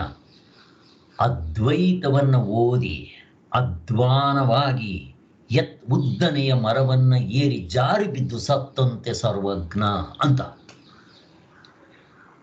ಯಾವಾಗ ಈ ಅದ್ವೈತವನ್ನ ತಪ್ಪಾಗಿ ಅರ್ಥ ಮಾಡ್ಕೊಂಡು ಈ ಗುಣಗಳಿರೋರು, ಕೊನೆ ಗುಣ ಇರುತ್ತೆ ನೋಡ್ರಿ, ಅಂಥವ್ರು, ತಪಸ್ಸಿಲ್ಲದೆ ಇರೋರು ಇಂಥವ್ರು ಏನಾದರೂ ಕೇಳಿಬಿಟ್ರೆ ಏನಾಗುತ್ತೆ ಗೊತ್ತಾ? ಈ ಅದ್ವೈತ ತತ್ವವನ್ನ, ಆತ್ಮನು ನಿಷ್ಕ್ರಿಯ, ನಿರಹಂಕಾರಿ, ಅವನಿಗೆ ಪ್ರಪಂಚ ಎಲ್ಲ ಬರೀ ಸುಳ್ಳು ಅಂತ ಗೊತ್ತಾಗಿದ ತಕ್ಷಣ ಇವರು ಜಾರಬಂಡಿ, ಕಳ್ತನ ಮಾಡ್ಬೋದು, ಕುಡಿಬೋದು, ಮೋಸ ಮಾಡ್ಬೋದು, ಏನು ಬೇಕಾದರೂ ಮಾಡ್ರಿ, ಕೊಲೆ ಮಾಡ್ರಿ, ಹಿಂಸೆ ಮಾಡ್ರಿ, ಏನು ಬೇಕಾದರೂ ಮಾಡ್ರಿ, ಬಟ್ ಸಾಕ್ಷಿಯಾಗಿದ್ಬಿಡ್ರಿ. ಸಾಕ್ಷಿ ಅಂದ್ರೇನು?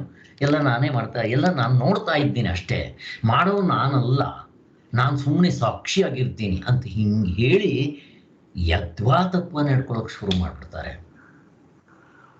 ಇಂಥವ್ರಿಗೆ ಶಾಸ್ತ್ರದಲ್ಲಿ ಎಂಟ್ರಿ ಇದೆಯಾ?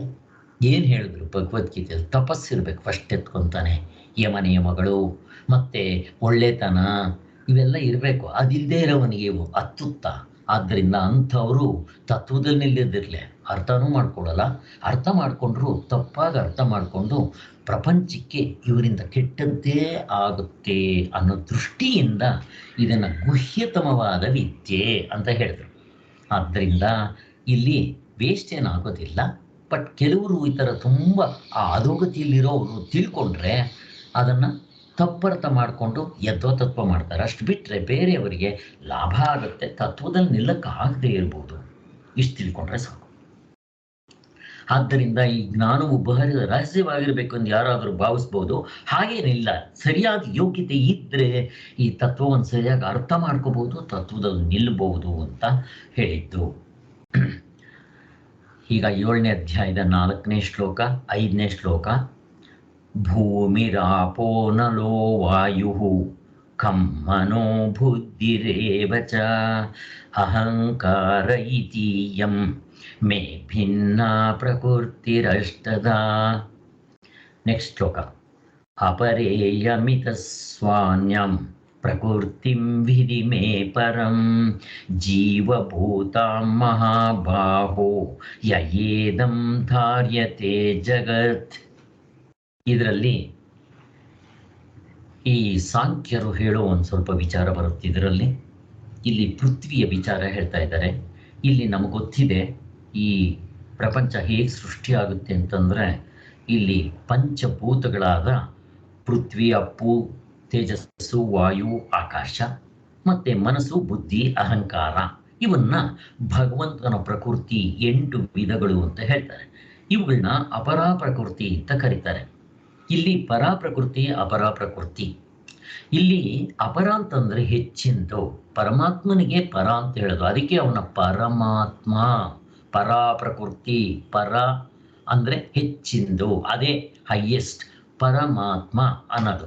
ಅಪರ ಅಂತಂದ್ರೆ ಕೀಳುತರ ಪ್ರಪಂಚ ಅಂತ ಹೇಳ್ತಾರೆ.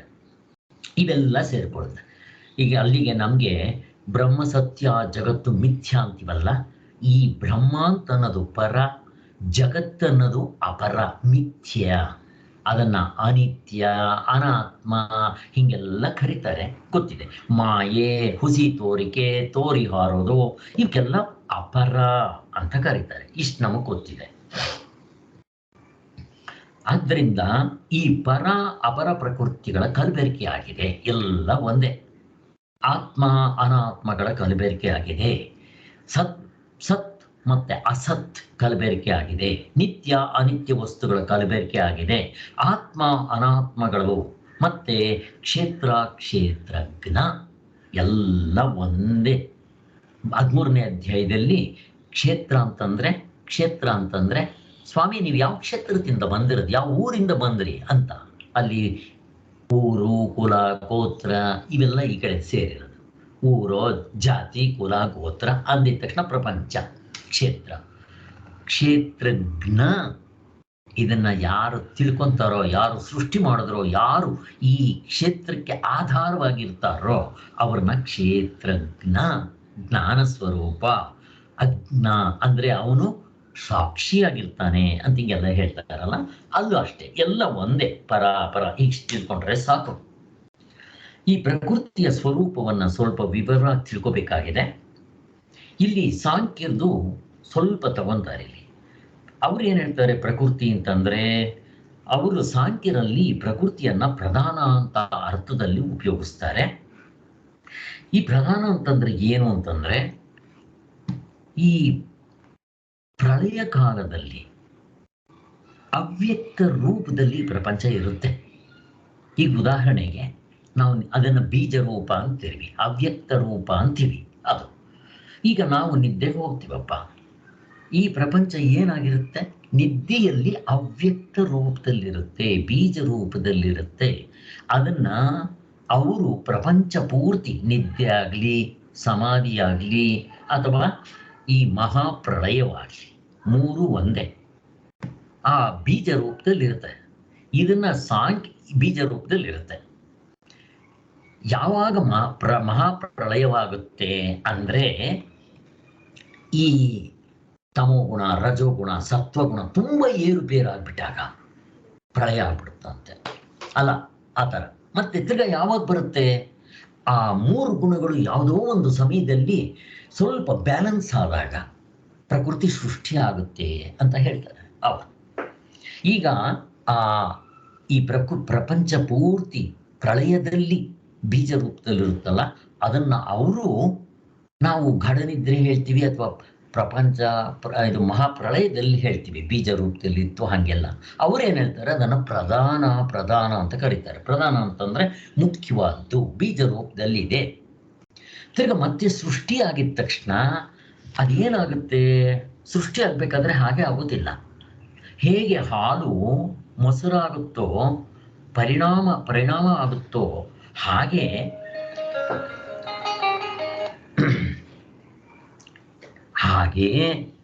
ಈ ಪಂಚಭೂತಗಳು ಮತ್ತೆ 5 ಅದರ ಜೊತೆಗೆ ಮಹತ್ತು, ಅಹಂಕಾರ, ತನ್ಮಾತ್ರೆಗಳು ಇವನ್ನು ಹೇಳ್ತಾರೆ ಅವ್ರು.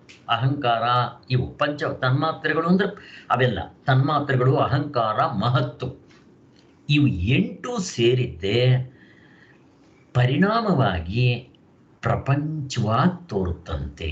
ಆ ಬೀಜ ರೂಪದಲ್ಲಿ ಇದ್ದಿದ್ದು ಈಗ ಪ್ರಪಂಚವಾಗಿ ತೋರ್ತಾ ಇದೆ, ಈಗ ಪ್ರಪಂಚದ ಸೃಷ್ಟಿಯಾಯಿತು ಅಂತ. ಅದಕ್ಕೋಸ್ಕರನೇ ಈ ಸಾಂಖ್ಯರಿಗೆ, ಕಪಿಲ ಸಾಂಖ್ಯರಿಗೆ ಪರಿಣಾಮವಾದಿಗಳು ಅಂತ ಕರೀತಾರೆ. ಅವರು ಪರಿಣಾಮಿಗಳು, ಪರಿಣಾಮ ಅಂತ ಅಂದ್ರೆ ಇದ್ದದ್ದೇ ಹುಟ್ಟುತ್ತೆ ಅಂತ. ಬೀಜ ರೂಪದಲ್ಲಿತ್ತು ಅದೇ ಹುಟ್ಟಿತು ಅಂತ ಹೇಳೋದು. ಇಷ್ಟು ಅದು ನಮಗೆ ಗೊತ್ತಿದೆ. ಆದರೆ ನಾವು ಸಾಂಖ್ಯರ ಶಬ್ದಗಳನ್ನ, ವೇದಾಂತಿಗಳು ನಾವು ಬಳಸುವಾಗ ನಮ್ಗೆ ಬೇರೆ ಅರ್ಥ ಇರುತ್ತೆ. ನಾವು ಪ್ರಕೃತಿ ಅಂತಂದ್ರೆ ಏನಂತ ಕರಿತೀವಿ, ಅದನ್ನ ಹೆಸರು ಸೇಮ್, ಅದರ ಅರ್ಥ ಏನು? ಅದು ಅಪರಾ ಪ್ರಕೃತಿ, ಅನಾತ್ಮ. ಪ್ರಕೃತಿ ಅಂದ್ರೆ ಅನಾತ್ಮ ಅಂತ ಹೇಳ್ತೀವಿ ನಾವು. ಅವ್ರು ಹೇಳೋ ಅರ್ಥ ಬೇರೆ, ನಾವು ಹೇಳೋ ಅರ್ಥ ಇದು. ಅವರಲ್ಲಿ ಪ್ರಕೃತಿ ಅವರೇ ಹೇಳೋದು ಪ್ರಕೃತಿ ಪುರುಷರ ಸಂಯೋಗದಿಂದ ನಮಗೆ ದುಃಖ ಆಗಿದೆ, ನಾವು ಆತ್ಮ ಅನಾತ್ಮಗಳಂತೀವಿ. ಅವ್ರು ಹೇಳೋ ಪ್ರಕೃತಿ ಪುರುಷ ನಮ್ಮಲ್ಲಿ ಅನಾತ್ಮವೇ, ನಾವೆಲ್ಲ ಒಟ್ಟಿಗೆ ಹಾಕ್ಬಿಡ್ತೀವಿ. ಅವ್ರೇನು ಮಾಡ್ತಾರೆ ಅಂದರೆ ಈ ಪ್ರಕೃತಿ ಪುರುಷ ಇವರಿಬ್ಬರ ಕಲಬೆರಕೆ ಆಗಿದೆ ಅಂತಾರೆ. ಅದಕ್ಕೆ ಒಬ್ಬರು ಹಾಸ್ಯ ಮಾಡಿದ್ದಾರೆ ಅದಕ್ಕೆ. ಅಲ್ಲಪ್ಪ, ಪ್ರಕೃತಿ ಗಂಡಸು, ಪುರುಷ ಇವನು ಅಜ್ಜ. ಪುರುಷ ಬಂದಿದ್ದೆ ಗಂಡಸು ಅಜ್ಜ, ಪ್ರಕೃತಿ ಬಂದಿದ್ದೆ ಅಜ್ಜಿ. ಇವರಿಬ್ರು ಹೇಗೆ ಮದುವೆ ಮಾಡ್ಕೊತಾರೆ, ಇವರಿಬ್ರಿಗೂ ಹೇಗೆ ಅಂತ ಹಿಂಗೆ ಹಾಸ್ಯ ಮಾಡಿದ್ದಾರೆ ಅವ್ರದ್ದು. ಪ್ರಕೃತಿ ಪುರುಷರನ್ನ ನಮ್ಮಲ್ಲಿ ಒಟ್ಟಿಗೆ ಅನಾತ್ಮ ಅಂದ್ಬಿಡ್ತೀವಿ. ಅವರಲ್ಲಿ ಮುಕ್ತರಾದ ಮೇಲೂ ಕೂಡ ಪ್ರಕೃತಿ ಸತ್ಯವಾಗಿರುತ್ತೆ, ಪುರುಷ ಸತ್ಯವಾಗಿರುತ್ತೆ. ಅದರ ಜೊತೆಗೆ ನನ್ನ ಒಳಗಡೆ ಈ ಪ್ರಕೃತಿ ಪುರುಷರ ಸಂಯೋಗದಿಂದ ನನಗೆ ಅದು ಕೂಡ ಅವಿದ್ಯೆಯಿಂದಲೇ ಎರಡು ಆಗ್ಬಿಟ್ಟಿದೆ, ಅವಿದ್ಯೆಯಿಂದ. ಈಗ ನಾನು ಈ ಸಾಧನೆಗಳನ್ನ ಮಾಡಿಕೊಂಡು, ಸಾಧನೆಗಳು ಅವರು ಹೇಳ್ತಾರೆ, ಬಟ್ ಅವ್ರ ಸಾಧನೆಗಳು ಸ್ವಲ್ಪ ಕರ್ತೃತಂತ್ರವಾಗಿರುತ್ತೆ. ಜಸ್ಟ್ ಕಪಿಲ ಸಾಂಖ್ಯರ ಥರ, ಪತಂಜಲಿಗಳ ಥರ, ಮಿಕ್ಕದವ್ರದ್ದೆಲ್ಲ ಕರ್ತೃತಂತ್ರನೇ. ಇದು ಶಂಕರಾಚಾರ್ಯರ ತತ್ವದವರು ಬಿಟ್ಟು ವಸ್ತುತಂತ್ರ ಇನ್ಯಾರಿಗೂ ಗೊತ್ತಿಲ್ಲ. ಆದ್ದರಿಂದ ಆ ಒಂದು ಸಾಧನೆ ಮಾಡಿಕೊಂಡು ಅವರಲ್ಲೂ ವಿವೇಕ, ವೈರಾಗ್ಯ, ಅವ್ರ ಸಾಧನೆ ಬೇರೆ ಹೇಳ್ತಾರೆ. ಈ ಪಾತಂಜಲಿಗಳು ಬೇರೆ ಸಾಧನೆಗಳು ಹೇಳ್ತಾರೆ. ಅವ್ರ ಸಮಾಧಿ ಆಗಬೇಕು, ಚಿತ್ತವೃತ್ತಿ ನಿರೋಧ ಆಗಬೇಕು, ಹೆಂಗೇನೇನೋ ಹೇಳ್ತಾರೆ. ಅದು ವೇದಾಂತದಲ್ಲಿ ಹೇಳಿರೋದನ್ನ ಅವುಗಳ ಜೊತೆಗೆ ಇವು ಸೇರಿಸ್ಕೋಬೇಕು ಅಂತ ಹೇಳಿ ಏನೇನೋ ಒಂದು ಹೇಳ್ಕೊಂಡು ಹೋಗ್ತಾರೆ ಅವ್ರ ಪ್ರಕಾರ. ಹೀಗೆ ಇವರು ಹೇಳಿದ ಮೇಲೆ ಮುಕ್ತರಾಗ್ತಾರೆ ಅಂತ ಇಟ್ಕೊಳ್ರಿ. ಪ್ರಕೃತಿ ಪುರುಷನ ಬಿಡಿಸ್ಕೊಂಡು ಈಗ ನನ್ನ ಒಳಗಡೆ ಇರೋದನ್ನೇ ಆತ್ಮ ಅಂತ ಅವರು ಕರೀತಾರೆ. ನಿಜ, ಆ ಆತ್ಮ ನಿಮ್ಮ ಆತ್ಮ ಬೇರೆ, ನನ್ನ ಆತ್ಮ ಬೇರೆ ಅಂತಾರೆ. ಇಲ್ಲಿ ನನ್ನ ಪ್ರಶ್ನೆ, ಈಗ ಅವ್ರ ಪ್ರಕಾರ, ಸಾಂಖ್ಯರ ಪ್ರಕಾರ ನನ್ನ ಆತ್ಮ ಬೇರೆ, ನಿಮ್ಮ ಆತ್ಮ ಬೇರೆ ಅಂತ ಅಂದರೆ ನಮ್ಗೆ ತೊಂದರೆ ಏನು ಸ್ವಾಮಿ? ನಮ್ಮ ಪ್ರಶ್ನೆ ಕೇಳ್ತಾ ಇದ್ದೀನಿ. ಏನು ತೊಂದರೆ ಆಗುತ್ತೆ ಇದರಿಂದ? ನಮಗೆ ಏನು ತೊಂದರೆ ಆಗುತ್ತೆ? ಇರಲಿ ಬಿಡಿರಿ. ಈಗ ನಿಮ್ಮ ಶರೀರ ಬೇರೆ, ನನ್ನ ಶರೀರ ಬೇರೆ, ನನ್ನ ಆಕಾರ ಬೇರೆ, ನಿಮ್ಮ ಆಕಾರ ಬೇರೆ, ನನ್ನ ವಿದ್ಯೆ ಬೇರೆ, ವಿದ್ಯೆ, ಬುದ್ಧಿ, ಶ್ರೀಮಂತಿಕೆತನ, ಆರೋಗ್ಯ ಎಲ್ಲ ಬೇರೆ ಬೇರೆ. ಅದೇ ಥರ ನಿಮ್ಮ ಆತ್ಮ ಬೇರೆ, ನನ್ನ ಆತ್ಮ ಬೇರೆ. ಇರಲಿ ಬಿಡ್ರಿ, ಏನಾಗುತ್ತೆ? ಏನು ತೊಂದರೆ ಬರುತ್ತೆ? ಆತ್ಮ ಒಂದೇ ಸರ್, ಜ್ಞಾನ ಆಗೋದಿಲ್ಲ ಸರ್. ನಮ್ಗೆ ಜ್ಞಾನದಲ್ಲಿ ನಿಲ್ಲಕ್ಕಾಗಲ್ಲ ಸರ್. ಆತ್ಮ ಬೇರೆ ಬೇರೆ ಅಂದ್ರೆ ಅದ್ವೈತ ಅದಲ್ಲ. ಆಗೋದಿಲ್ಲ. ಈ ಪ್ರಶ್ನೆಯನ್ನು ಕೇಳಿದ್ದೀನಿ. ಇದಕ್ಕೆ ಉತ್ತರ ಏನಪ್ಪಾ ಅಂತಂದ್ರೆ, ನಿಮ್ಮ ಆತ್ಮ ನನ್ನ ಆತ್ಮ ಬೇರೆ ಆದರೆ ಅಭಯ ಸ್ವರೂಪ ಆಗಲ್ಲ, ಭಯ ಇರುತ್ತೆ. ನನ್ನ ಆತ್ಮಕ್ಕಿಂತ ನಿಮ್ಮ ಆತ್ಮ ಅಕಸ್ಮಾತ್ ಸುಪೀರಿಯರ್ ಆದರೆ ನಂದು ಇನ್ಫೀರಿಯರು, ನನಗೆ ಹೊಟ್ಟೆ ಕಿಚ್ಚು ಬರ್ಬೋದು. ಈಗ ನನ್ನ ಹತ್ರ ಅದು ಇಲ್ವೇ, ಹೊಟ್ಟೆ ಕಿಚ್ಚು ಬರ್ಬೋದು. ಈಗ ಈ ಎಚ್ಚರದಲ್ಲಿ ಶರೀರಗಳು ಬೇರೆ ಅಂದರೆ ಏನೇನು ಬರುತ್ತೋ, ಆತ್ಮ ಅಂತ ಒಂದು ವರ್ಡ್ ಕೊಟ್ಕೊಂಡು ಅದು ಒಳಗಡೆ ಇದೆ ಅಂತ ಹೇಳ್ಕೊಂಡು ಇಲ್ಲಿ ಏನೇನು ರಾಮಾಯಣ ಆಗುತ್ತೋ ಅಲ್ಲೂ ಅದೇ ರಾಮಾಯಣ. ಇಲ್ಲಿ ರಾಮಾಯಣ ಆದರೆ ಅದು ಕುರುಕ್ಷೇತ್ರ ಅಷ್ಟೇ. ಈಗ ಇಲ್ಲೇನು ರಾಮಾಯಣ ಆಗ್ತಾ ಇದೆ? ಕಾಮ, ಕ್ರೋಧ, ಲೋಭ, ಮೋಹ, ಮದ, ಮಾತ್ಸರ್ಯಗಳು ಹಿಂದೆಗಡೆ ಇರುತ್ತೋ ಇಲ್ವೋ? ನೀನ್ ಬೇರೆ, ನಾನ್ ಬೇರೆ. ಕಾಮ ಮತ್ತೆ ಅದ್ರ ಜೊತೆ ಕ್ರೋಧ, ಲೋಭ, ಮೋಹ, ಮದ, ಮಾತ್ಸರ್ಯ. ಯಾಕೆ ನೀನ್ ಬೇರೆ, ನಾನ್ ಬೇರೆ, ಹೊಟ್ಟೆ ಕಿಚ್ಚು ಪಡ್ತೀನಿ, ದುರ್ಯೋಧನ ಥರ, ಹಿಂಗೆಲ್ಲ ಇರುತ್ತಲ್ಲ, ಅದಾಗತ್ತೆ. ಅಲ್ಲಿಗೆ ಅವ್ರು ಮೋಕ್ಷ ಅಂತ ಹೇಳ್ತಾರೆ, ಬಟ್ ಮೋಕ್ಷ ಅಲ್ಲ. ನಿಮ್ಗೆ ಯಾವಾಗ ಕಾಮಕ್ರೋಧ, ಲೋಭ, ಮೋಹ, ಮದ, ಮಾತ್ಸರ್ಯಗಳು ಇರುತ್ತೋ ಆವಾಗ ನಿಮ್ಗೆ ಹೆಂಗೆ ಆನಂದ ಸಿಗುತ್ತೆ? ಎಲ್ಲಿ ಅಭಯ ಸ್ವರೂಪ ಸಿಗುತ್ತೆ? ಭಯ ಇದ್ದೇ ಇರುತ್ತೆ. ಆದ್ದರಿಂದ ಅವ್ರು ಹೇಳೋ ಮೋಕ್ಷಕ್ಕೂ ನಾವು ಹೇಳೋ ಮೋಕ್ಷಕ್ಕೂ ಇಷ್ಟು ವ್ಯತ್ಯಾಸ ಇದೆ. ಅಷ್ಟು ತಿಳ್ಕೊಂಡ್ರೆ ಸಾಕು ಸಾಕು, ನಮ್ಗೆ ಇಷ್ಟೇ, ಇನ್ನೇನು ಬೇಕಾಗಿಲ್ಲ. ಇಲ್ಲಿ ಮುಂದಕ್ಕೆ ಹೋಗೋಣ.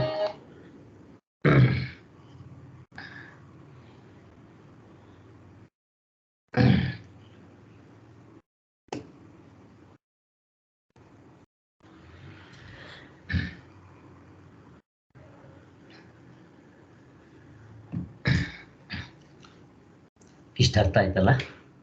ಬೇಕಾದಷ್ಟು ಆಯ್ತು, ಮುಂದಕ್ಕೆ ಹೋಗೋಣ. ಇಲ್ಲಿ ಅವ್ರು ಹೇಳೋ ಪ್ರಕೃತಿ ಅಂತ, ನಾವು ಹೇಳೋ ಪ್ರಕೃತಿ ಅಂತಂದ್ರೆ ಅದೊಂದು ಅನಾತ್ಮ ಅಷ್ಟೇ. ಅವರಲ್ಲಿ ಹೇಳೋ ಪ್ರಕೃತಿ, ಪುರುಷ, ಏನೇನು ಹೇಳ್ತಾರೋ ಎಲ್ಲವೂ ಅನಾತ್ಮನೇ. ಪಂಚಭೂತಗಳು ಅನಾತ್ಮ. ಮತ್ತು ಅವ್ರು ಹೇಳ್ತಾರಲ್ಲ, ಈ ಮಹತ್ವ, ಅಹಂಕಾರ, ತನ್ಮಾತ್ರೆಗಳು, ಪಂಚಭೂತಗಳು ಎಲ್ಲವೂ ಅನಾತ್ಮಕ್ಕೆ ಹಾಕ್ಬಿಡ್ತೀವಿ ನಾವು, ಹೋಲ್ಸೇಲ್ ಹಾಕ್ಬಿಡ್ತೀವಿ ಅಲ್ವಾ? ಹಾಗೆ ಏನಾದರೂ ಇಟ್ಕೊಳ್ಳಿ.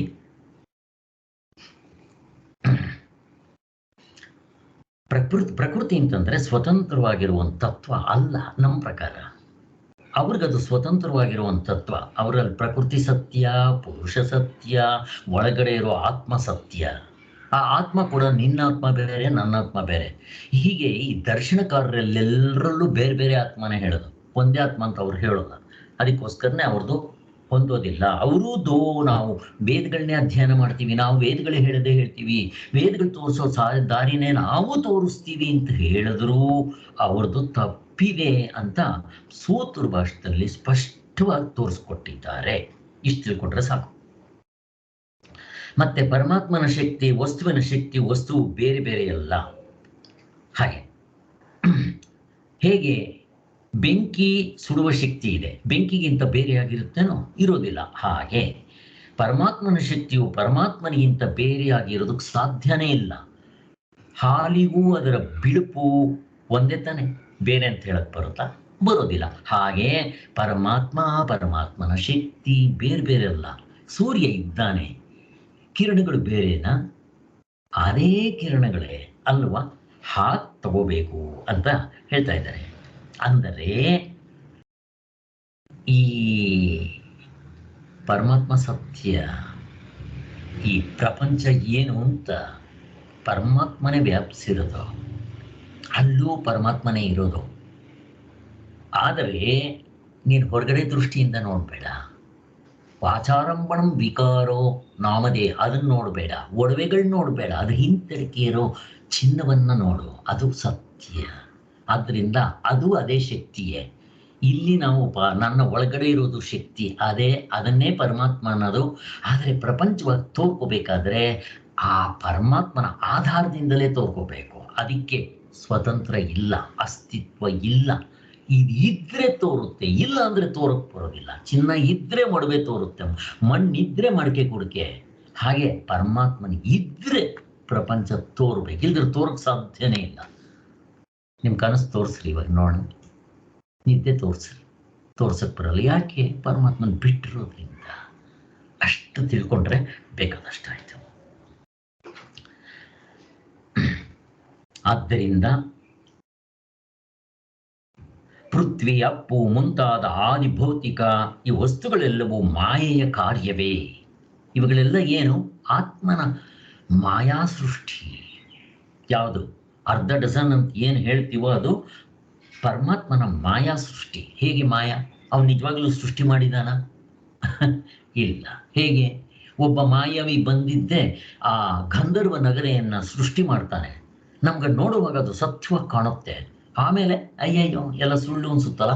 ಹಾಗೆ ಇವೆಲ್ಲ ನಾವು ಬೇಕಾದಷ್ಟು ಈ ಕಾರಿಕೆಯಲ್ಲಿ ಚೆನ್ನಾಗಿ ಅರ್ಥ ಮಾಡ್ಕೊಂಡಿದ್ವಿ. ಆದ್ದರಿಂದ ಎಲ್ಲವೂ ಪರಮಾತ್ಮನೇ ಎಂಬುದು ತತ್ವಜ್ಞಾನದ ಒಂದು ಭಾವವು. ಈಗ ಇಲ್ಲಿವರೆಗೂ ಹೇಳಿರೋದು ಅಪರಾಪ್ರಕೃತಿ, ಪರಾಪ್ರಕೃತಿ, ಇದು ಜಡವಾದ ಪ್ರಪಂಚ. ಇನ್ನು ಇದಕ್ಕಿಂತ ಬೇರೆಯಾಗಿರುವ ಪರಾಪ್ರಕೃತಿ ಒಂದೊಟ್ಟು. ಪರ ಅಂತಂದ್ರೆ ಹೆಚ್ಚಿಂದು ಅಂತ, ಅಪರ ಅಂದ್ರೆ ಕಡಿಮೆ, ಪರ ಅಂದ್ರೆ ಹೆಚ್ಚಿಂದು. ಪರಾಪ್ರಕೃತಿಯು ಹೆಚ್ಚುಗಾರಿಗೆ ಏನಪ್ಪಾ ಅಂದ್ರೆ ಅದು ಚೈತನ್ಯವಾಗಿರುತ್ತೆ. ಪರಾಪ್ರಕೃತಿಗೂ ಅಪರ ಪ್ರಕೃತಿಗೂ ವ್ಯತ್ಯಾಸನೇ ಅಂದ್ರೆ ಪರಮಾತ್ಮ ಚೈತನ್ಯ ಸ್ವರೂಪ, ಈ ಅನಾತ್ಮ, ಈ ಅಪರ ಪ್ರಕೃತಿ ಅಚೇತನ, ಅಶಾಶ್ವಿತ, ದುಃಖಾಲಯ, ತೋರಿ ಹಾರೋದು, ನಿಜವಾಗಿರೋದಲ್ಲ ಅಂತ ಹೇಳ್ತಾ ಇದ್ದಾರೆ.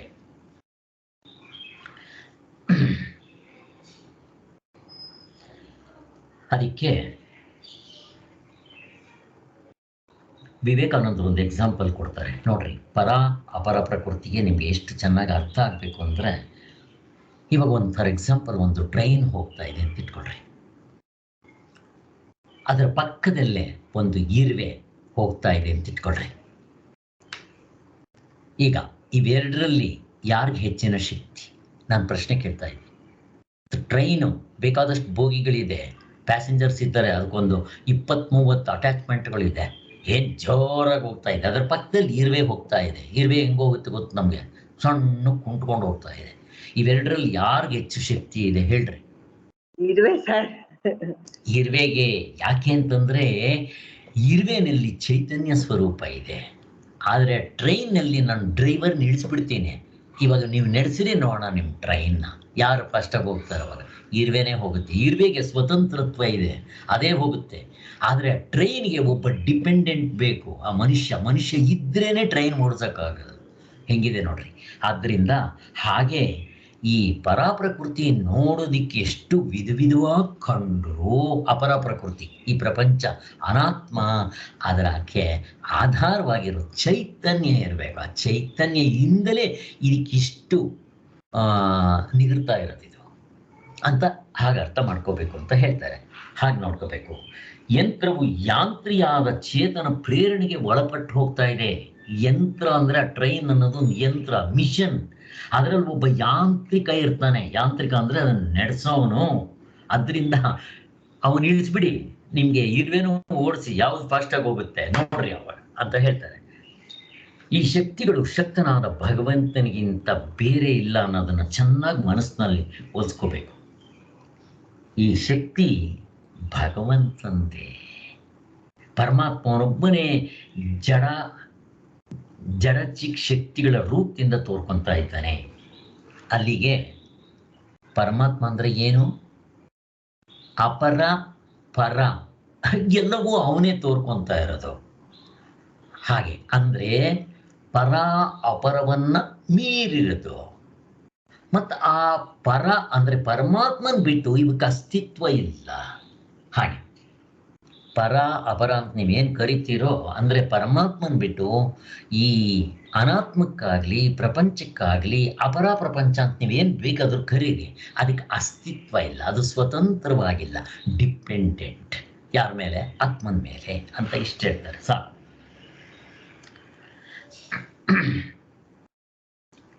ಮತ್ತೆ ಈ ಜಡವಾಗಿರುವ ಶರೀರಗಳನ್ನು ಸೃಷ್ಟೋದು, ಅವುಗಳಲ್ಲಿ ಜೀವರಾಶಿ ಒಳಹೊಕ್ಕೋದು, ಜೀವರುಗಳು ಆ ಥರ ಪರಮಾತ್ಮನೇ ಅವನು ಸೃಷ್ಟಿ ಮಾಡ್ತಾನೆ, ಅವನೇ ಒಳಹೊಕ್ಕು ಅವುಗಳಿಗೆ ಜೀವ ರೂಪದಲ್ಲಿ ತುಂಬ್ತಾನೆ ಅಂತ.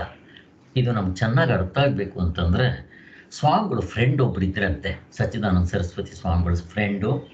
ಅವರು ಒಂದು ಸಾರಿ ಈ ಸ್ವಾಮಿಗಳ ಹತ್ರ ಬಂದು ಹೇಳಿದ್ರಂತೆ, ಸ್ವಾಮಿ ನನಗೊಂದು ಸಾರಿ ಕನಸಿನಲ್ಲಿ ಕೃಷ್ಣ ಭಗವಂತ ದರ್ಶನ ಕೊಟ್ಟ, ಬಂದಿದ್ದೆ, ನಾನು ಅಂತರ್ಯಾಮಿಯಾಗಿದ್ದೇನೆ ಅಂತ ಹೇಳಿದ್ನಂತೆ. ನೀನು ಯಾರು ಅಂತ ಕೇಳಿದ್ದಕ್ಕೆ ನಾನು ಅಂತರ್ಯಾಮಿ, ಎಲ್ಲರ ಒಳಗಡೆ ಇರೋ ಅಂತರ್ಯಾಮಿ ಅಂತ ಹೇಳಿದ್ನಂತೆ. ಆಗ ಕೃಷ್ಣ ಭಗವಂತ ಅವ್ರು ಹೇಳಿದ್ನಂತೆ, ಅಪ್ಪ ನಾನು ಯಾರು ಅಂತಂದ್ರೆ ನಿನಗೆ ದರ್ಶನ ಪೂರ್ವಕವಾಗಿ ತೋರಿಸ್ತೀನಿ ನೋಡ್ಕೋ ಅಂತ ಅನ್ನಂತೆ ಕೃಷ್ಣ ಭಗವಂತ. ಅಲ್ಲಿ ಹೇಗೆ ತೋರಿಸ್ತಾವನು ನೋಡು. ಈ ಪ್ರಪಂಚದಲ್ಲಿ ಎಷ್ಟು ಜನಗಳಿರ್ತಾರಲ್ವ, ಅವನ ಪ್ರಪಂಚ ಎಲ್ಲ ಕೃಷ್ಣ ಭಗವಂತ ವಿಶ್ವರೂಪ ದರ್ಶನ ತೋರಿಸಿದ್ನಲ್ಲ ಅರ್ಜುನನಿಗೆ, ಹಾಗೆ ಅವನು ಆ ಕನಸಿನಲ್ಲಿ ಅವರಿಗೆ ತೋರಿಸಿದ್ದೆ. ನೋಡು, ಎಲ್ಲರೂ ಇವಾಗ ಅವಸ್ಥೆಯಲ್ಲಿ ಅರ್ಧ ಡಜನ್ ಇದ್ದಾರಲ್ಲ, ಅವರೆಲ್ಲರೂ ಎಷ್ಟು ಆಕ್ಟಿವ್ ಆಗಿ ಎನರ್ಜೆಟಿಕ್ ಆಗಿ ಓಡಾಡೋದು ಮಾಡ್ತಾ ಇದ್ದಾರಲ್ಲ. ಈಗ ನೋಡು, ಯಾತ್ರಿಂದ ಓಡಾಡ್ತಾ ಇದ್ದಾರೆ. ನಾನು ಅವರಲ್ಲಿ ಚೈತನ್ಯ ಶಕ್ತಿಯನ್ನು ತುಂಬಿದ್ದೀನಿ, ನಾನೇ ಅವರೊಳಗಡೆ ಹೋಗಿದ್ದೀನಿ. ಈಗ ನಾನು ಆ ಶಕ್ತಿ ಹಿಂದಕ್ಕೆ ತೊಗೊಂಡ್ಬಿಡ್ತೀನಿ, ಆ ಪ್ರಾಣವಾಯುವನ್ನ. ಆವಾಗ ನೋಡು ಹೆಂಗೆ ವಿಲವಿಲ ಅಂತ ಒದ್ದಾಡ್ತಾರೆ ಅಂತ ಹೇಳಿ ಅವರಲ್ಲಿ ಪೂರ್ತಿ ಹಿಂದಕ್ಕೆ ತಗೊಂಡಿದ್ದ ತಕ್ಷಣ ಎಲ್ಲ ಸುಸ್ತಾಗ್ಬಿಟ್ಟು ಸತ್ತು ಹೋಗ್ಬಿಟ್ರಂತೆ. ಮತ್ತೆ ಅವರಿಗೆ ಅವನ ಶಕ್ತಿ ಚೈತನ್ಯವನ್ನು ತುಂಬಿದ ತಕ್ಷಣ ಮತ್ತೆ ಅವರೆಲ್ಲ ಎದ್ದು ಲವಲವಿಕೆಯಿಂದ ಕೆಲಸ ಮಾಡೋಕ್ಕೆ ಶುರು ಮಾಡಿದ್ರಂತೆ. ಆದ್ದರಿಂದ ನಾನು ಅಂತಂದರೆ ಅವುಗಳನ್ನ ಸೃಷ್ಟಿ ಮಾಡಿದ್ದು ನಾನೇ, ಮತ್ತು ಅದರಲ್ಲಿ ಚೈತನ್ಯ ಸ್ವರೂಪವಾಗಿ ಇರೋದು ನಾನೇ ಅಂತ ಭಗವಂತ ತೋರಿಸ್ಕೊಟ್ಟ ಅಂತ ಹೇಳ್ತಾರೆ. ಪರಮಾತ್ಮನು ಜಗತ್ತಿಗೆ ಪ್ರಾಣಧನು, ಪ್ರಾಣ ನಿಲಯನು ಅಂತ ವಿಷ್ಣು ಪುರಾಣದಲ್ಲಿ ಕೂಡ ವರ್ಣಿಸಿದೆ. ಹುಟ್ಟು ಸಾವುಗಳೇ ಆತನ ಅಧೀನವಾಗಿರುತ್ತೆ. ಆತನಿಗಿಂತ ಹೆಚ್ಚಾಗಿರೋದು ಯಾವುದೊಂದೂ ಇರುವುದಿಲ್ಲ. ಇದನ್ನು ನಾವು ಸರಿಯಾಗಿ ಅರ್ಥಕೊಂಡು ತತ್ವಜ್ಞಾನದಲ್ಲಿ ನಿಲ್ಲಬೇಕು. ಅಂದರೆ ಇಡೀ ಜಗತ್ತಿಗೆ ಮೂಲವಾಗಿರೋದು ಯಾರಪ್ಪ ಅಂದರೆ ಪರಮಾತ್ಮನ. ಆ ಮೂಲವನ್ನು ತಿಳಿದು ಬಿಟ್ರೆ ಜ್ಞಾನ ಆಯಿತು ಅಂತ ಹೇಳ್ಬೋದು. ಎಲ್ಲದಕ್ಕೂ ಮೂಲವಾಗಿರುವ ಪರಮಾತ್ಮ ಯಾವುದನ್ನು ತಿಳಿದರೆ ಎಲ್ಲವನ್ನೂ ತಿಳಿದಂಗಾಗುತ್ತೆ ಅನ್ನೋದನ್ನು ಅದು. ಈ ಜಗತ್ತಿಗೆ ತಿರುಳು ಏನಪ್ಪ? ಪರಮಾತ್ಮ. ಎಲ್ಲ ಒಡವೆಗಳಿಗೂ ಆಧಾರ ತಿರುಳು ಏನು? ಚಿನ್ನ. ಹಾಗೆ ಈ ಪ್ರಪಂಚಕ್ಕೆ ತಿರುಳು ಏನು? ಪರಮಾತ್ಮ. ಆ ಪರಮಾತ್ಮ ಅಂದಿದ ತಕ್ಷಣ ಎಲ್ಲೋ ವೈಕುಂಠ ಕೈಲಾಸದಲ್ಲಿದ್ದಾನ ಅಂತಾನ? ಅಲ್ಲ, ನನ್ನ ಒಳಗಡೆನೇ ಇದ್ದಾನೆ, ಅವನ್ ನಾನೇ ಅಂತ. ಹಾಗೆ ನೋಡ್ಕೋ, ಎಷ್ಟು ಹೇಗಿದೆಯಪ್ಪ ಇದು. ಇಂಥ ಒಂದು ದೊಡ್ಡ ತತ್ವ ನಾನಾಗಿದ್ದೀನಿ. ಅದನ್ನು ಬಿಟ್ಟಿದ್ದೆ ನಿನ್ನೆ ಮೊನ್ನೆ ಹುಟ್ಟಿದ್ದೀನಿ. ನಾನು ಅಲ್ಪಜೀವಿ, ನಾನು ಬಡವ, ನಾನು ದುಃಖಿ ಅಂತ ಅನ್ಕೊಂಡು ನಾವು ಗೋಳಾಡ್ತಾ ಇದ್ದೀವಲ್ಲ. ಇದನ್ನ ಮುಕ್ತರಾದವರು ಅಯ್ಯೋ ಪಾಪ ಅಂತ ಅಂತಾರೆ. ಹಾಗೆ ನೋಡ್ರಿ ಹೆಂಗಿರುತ್ತೆ. ನಾನು ಆ ಭಿಕ್ಷುಕ ಅಗರ್ಭ ಶ್ರೀಮಂತ, ಅವನು ಹರಿದೋಗಿರೋ ಚಾಪೆ ಮೇಲೆ ಅವನ ಮನೆಯಲ್ಲಿ ಒಂದು ಕಡೆ ಮಲ್ಕೊಂತ ಇದ್ದ. ಅವರ ಅಪ್ಪನ ಫ್ರೆಂಡ್ ಬಂದಿದ್ದ, ನೋಡ್ಬಿಟ್ಟಿದ್ದೆ, ಏನೋ ನಿನ್ ಪಾಡು, ನಿಮ್ಮ ಅಪ್ಪ ನೋಡಿದ್ರೆ ಅಗರ್ಭ ಶ್ರೀಮಂತ, ನೀನು ನೋಡಿದ್ರೆ ಭಿಕಾರಿಯಾಗಿ ಭಿಕ್ಷೆ ಎತ್ಕೊಂಡು ತಿಂತಾ ಇದ್ದೀಯಲ್ಲ, ನಿನ್ನ ಹತ್ರ ತಿನ್ನೋಕ್ಕೂ ಇಲ್ಲ ಅಂತ ಬೈದವನ ತೋರಿಸ್ಕೊಟ್ಟ ಅಂತ. ಹಾಗೆ ನಮಗೆ ಋಷಿ ಮುನಿಗಳು ಮುಕ್ತರಾದವ್ರು ಬಂದಿದ್ದೆ, ಅಪ್ಪ ನೀನು ಇಂಥ ಸ್ವರೂಪನಪ್ಪ, ನೀನು ಯಾಕೆ ಈ ಥರ ಭಿಕ್ಷೆ ಬಡವ, ನಾನು ಹಿಂಗೆ ಬಲಿದ ಅಂತ ಹಿಂಗೆಲ್ಲ ಹೇಳ್ಕೊತಾ ಇದ್ದೀಯಾ ಅಂತ ಕಳಕಳಿಯಿಂದ ಹೇಳ್ತಾರೆ.